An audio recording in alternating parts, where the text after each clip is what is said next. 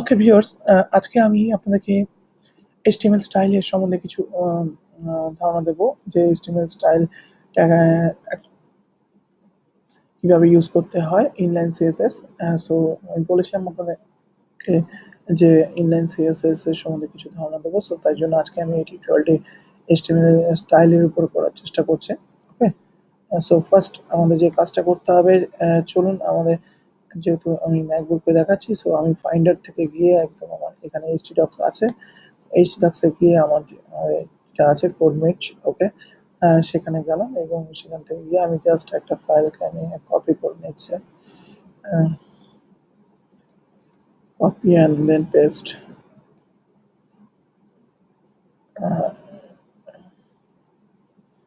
Rename করে দিচ্ছি HTML7।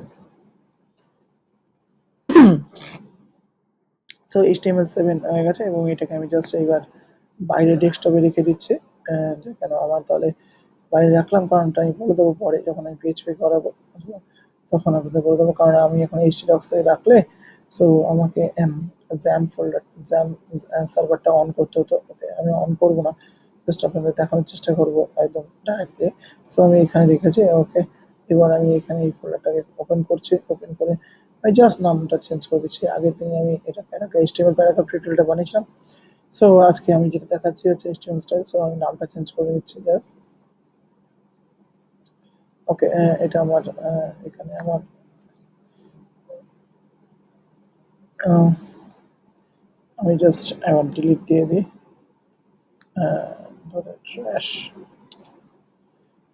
ওকে, ট্র্যাশে চলে গেছে এবং এখান থেকে আমি জাস্ট একটা ফাইলকে আমি জাস্ট কপি করে নিচ্ছি, ধরে নিয়েছি HTML5 এ। তো থ্রিতে, ওকে, এই আছে HTML3তে। আমি জাস্ট কপি করলাম, কপি করে নিয়ে ডেস্কটপে আমি জাস্ট এইটাকে ওপেন করলাম এবং এখানে আমি জাস্ট পেজ দিলাম। ওকে, এবং জাস্ট আমি এখানে এক্সটেনশনটাকে আমি চেঞ্জ করে নিচ্ছি, যেহেতু আমি HTML এ দেখাচ্ছি। সো রিনেম, রিনেম করে নিচ্ছি ফাইলটা। এখানে জাস্ট নাম দিয়ে দিচ্ছি HTML স্টাইল।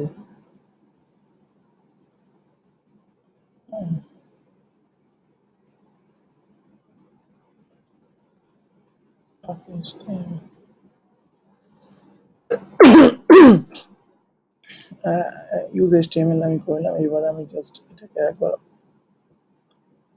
গুগল ক্রোমে ওপেন করে নিচ্ছি। ওকে, এখানে যেহেতু আমার আগে কোডগুলো লেখা ছিল, তাই না?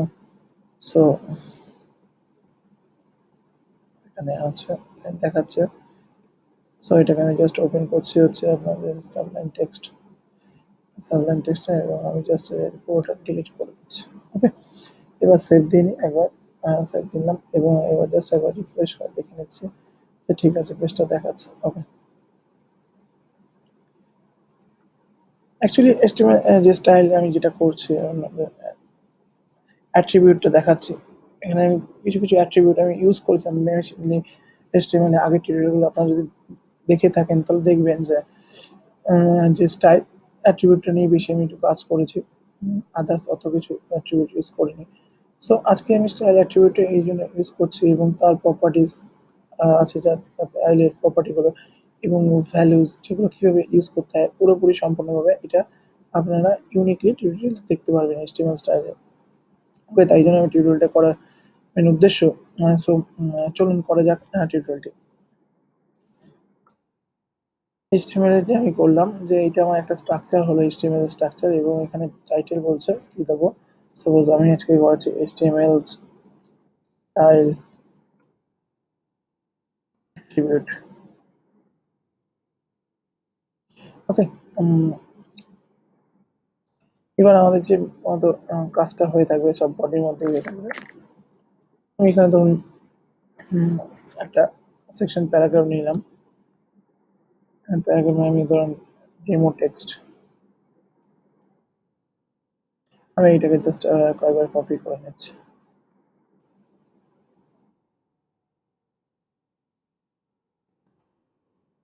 ওকে, কপি করে নিলাম। এরপর কি করবো, এই পি ট্যাগের মধ্যে আমি স্টাইল অ্যাট্রিবিউট ইউজ করবো। স্টাইল অ্যাট্রিবিউট ইউজ করলাম। স্টাইল অ্যাট্রিবিউটে এবার প্রপার্টি গুলো আমাকে কি করতে হবে, প্রপার্টি এবং তোমার ভ্যালু গুলোকে আমি ইউজ করতে হবে। ফার্স্ট আমাদের আমি জাস্ট দিলাম হচ্ছে টেক্সট, টেক্সট লাইন সেন্টার, অর্থাৎ টেক্সট লাইন গুলো সেন্টারে চলে যাবে। টেক্সট গুলো সেন্টারে নিয়ে নিয়েছে। তারপরে দিলাম ফন্ট সাইজ। দেখুন আমি এখানে ফন্ট লিখলাম এবং এখানে অনেক কিছুই দেখাচ্ছে, সবকিছুই দেখাচ্ছে, font wait, font style, font burning, font variant, family, synthesis, size. আমাদের মেনলি যেগুলো নিয়ে কাজ করবো আমি, আমরা আশা করি একটা ওই ডিজাইনের জন্য যথেষ্ট। সো দেখুন কি করছে আমরা। ফন্ট সাইজ দিলাম হচ্ছে, সাপোজ আমি দিলাম হচ্ছে 35 px। প্রতিটা কোড লিখছি এবং আমি চেক করে নিচ্ছি, এরকম করে আপনারাও প্র্যাকটিস করবেন, তাতে ভুল হওয়ার সম্ভাবনাটা কম থাকবে। সো আমার টেক্সটটা দেখাচ্ছে। সো এরপরে আমাদের যেটা কাজ করতে হবে, ফন্টের পোর্শনটা শেষ করে নিই। So font wait, font wait আমি দিলাম হচ্ছে বোল্ড, সেভ দিলাম। একবার এখানে আমি দেখে নিচ্ছি যে টেক্সটটা বোল্ড হয়ে গেছে। এরপরে আমরা ইউজ করবো হচ্ছে ফন্ট ফ্যামিলি। হ্যাঁ, আমি এখানে সানস সেরিফ ইউজ করছি। আপনার যে ফন্ট ফ্যামিলি যেগুলো আছে, সো আপনারা নেটেই পেয়ে যাবেন এবং সেখান থেকে সার্চ দিলে বিভিন্ন রকম ফন্ট ফ্যামিলি আছে। অর্থাৎ অত তো মনে রাখা যায় না। সো আমাদের সানস সেরিফটা খুব ইউজ হয়ে থাকে। সো আমি তাই সানস সেরিফ ইউজ করছি। সো নেটে সার্চ দিলে আপনারা অবশ্যই পেয়ে যাবেন একদম কত রকমের ফন্ট ফ্যামিলি আছে। চলুন একবার দেখে নিই। আচ্ছা, চলে এসছে টেক্সট, চেঞ্জ হয়ে গেছে। এরপরে আমাদের যে কাজটা করতে হবে, দিলাম হচ্ছে ব্যাকগ্রাউন্ড, ব্যাকগ্রাউন্ড কালার দিলাম হচ্ছে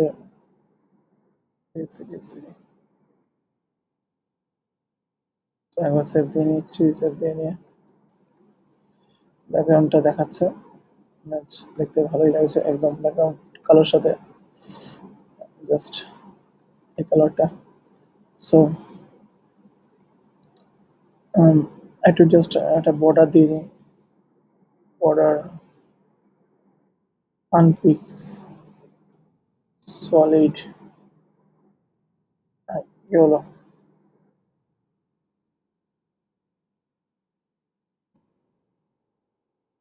নিলাম। এবার জাস্ট দেখি, ওকে।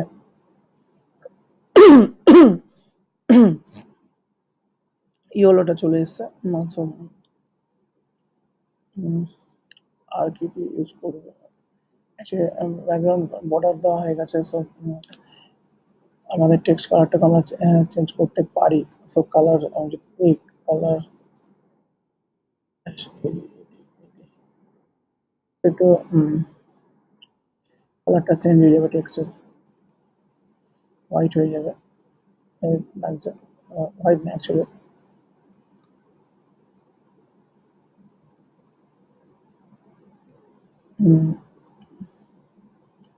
আর হচ্ছে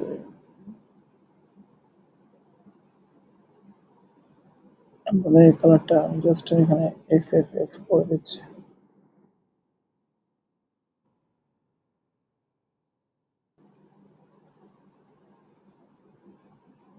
হোয়াইট হয়ে গেল। সো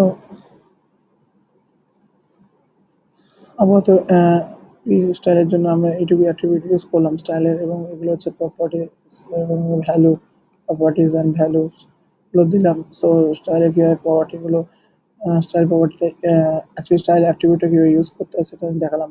অ্যাকচুয়ালি ইনলাইন সিএসএস এর মাধ্যমে। সো যদি আমাদের টিউটোরিয়ালটি ভালো লেগে থাকে অবশ্যই পরবর্তী টিউটোরিয়ালগুলো দেখুন এবং চ্যানেলটাকে অবশ্যই যদি পারেন সাবস্ক্রাইব করুন এবং সাবস্ক্রাইব করলে আপনারা এগুলো একটা করে ভিডিও আপডেট পেতে পারেন। সো আমরা বিভিন্ন রকম প্রোগ্রামিং ল্যাঙ্গুয়েজের উপরে ভিডিও তৈরি করছি। সো আজকে এইটুকুই। ধন্যবাদ।